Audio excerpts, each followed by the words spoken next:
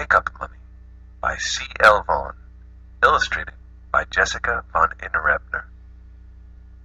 It was a dark and spooky Halloween night when we first heard the unusual noise.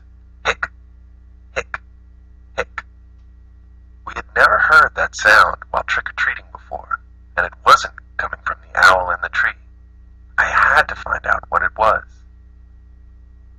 That's when we came to the town's graveyard and heard it again. Hick, hick, hick. It's coming from over there, I said to my little sister. The noise had come from behind a giant gravestone.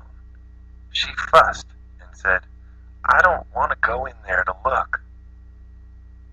But I had to look. I needed to find out what that noise was.